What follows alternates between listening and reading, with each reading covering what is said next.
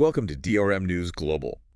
Today, we're going to dive deep into how COVID-19 is still impacting one generation in particular, Gen Z and young millennials. Okay. So that's ages 18 to 34. And you've shared some really fascinating reports with us Yes. that we're going to break down to understand what they tell us about this group. Yeah, we have some really interesting insights to work with. First, we'll be looking at the 2025 Edelman Trust Barometer Special Report. It focuses on how COVID shaped Gen Z's financial attitudes and career outlook. Okay.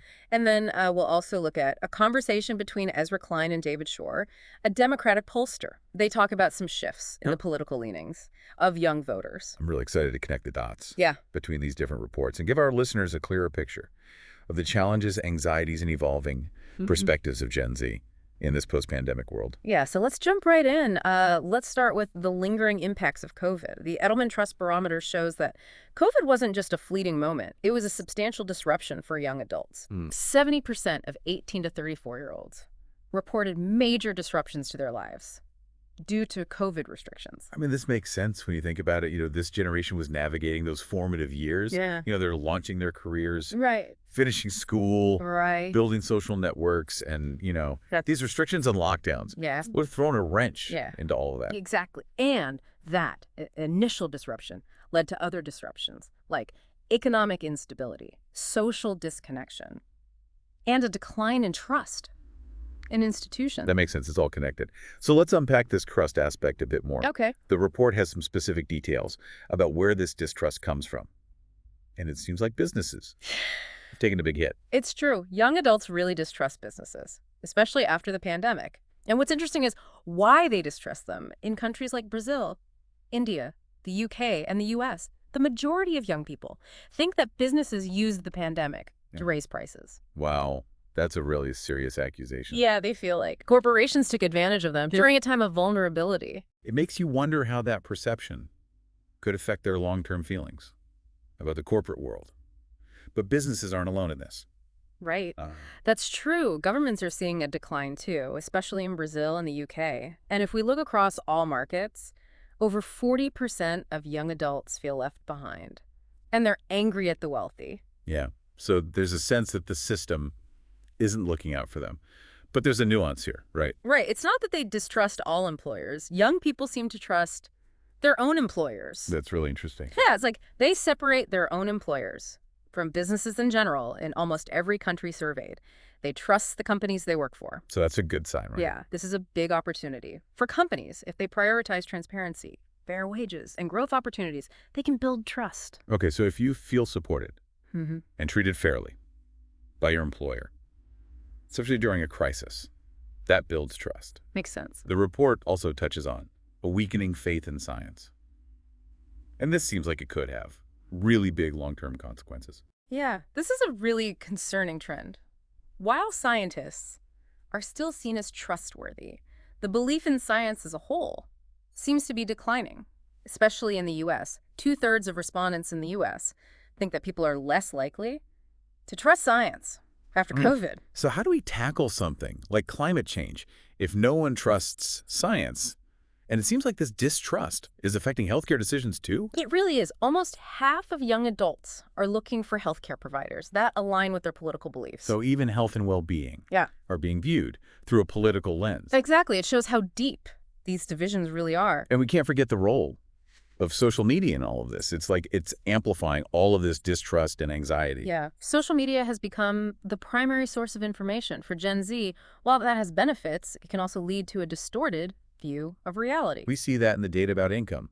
Gen Z in the U.S. thinks they need almost $600,000 a year. To be financially stable? That's a lot more than the average of $270,000 across all generations. Right. So it seems like social media is portraying a really unrealistic picture of wealth.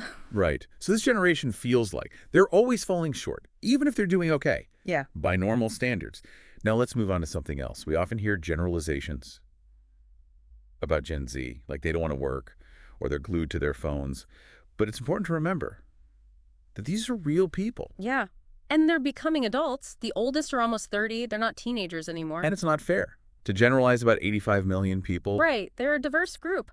But they do share some common experiences that have shaped them, like Yeah. the political polarization, the COVID pandemic, the rise of AI, and the influence of social media. It's important for businesses to understand these factors if they want to connect Yeah. with this generation.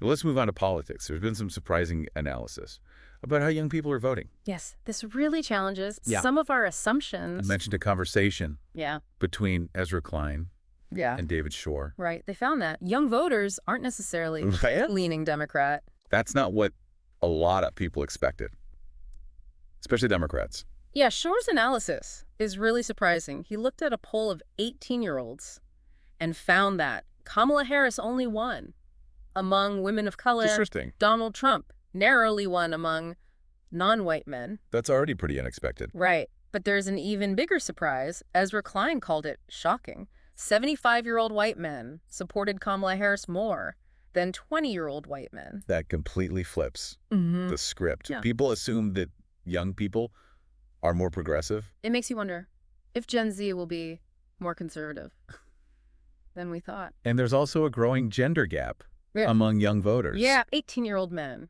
Are much more likely to support Trump than 18-year-old women. What could be causing that? Well, they talked about the hashtag #MeToo movement, the Yeah. manosphere, and the perception that Democrats are more pro-woman and maybe even anti-young men. So this isn't just a U.S. thing. No, it's happening in other countries too. Canada, the UK, Norway. So there's a broader shift happening. It's- This challenges the idea of a rising demographic. Democratic majority, it seems like. Young voters. Aren't as reliably Democrat as people thought. So given all of this information, what does it mean for the future?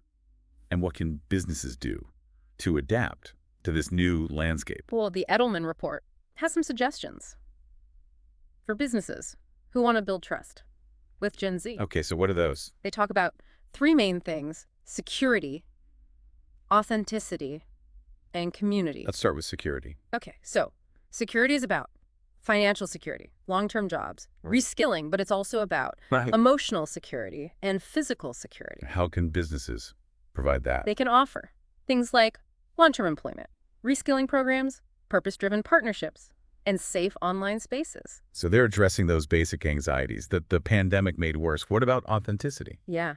Gen Z can spot fake stuff a mile away, so transparency is key. What does that look like in practice? Well, businesses need to explain their decisions, even the tough ones, like price increases. They should partner with credible experts, especially on science stuff, and they need to combat misinformation by using evidence. So it's not just about words, it's about actions too.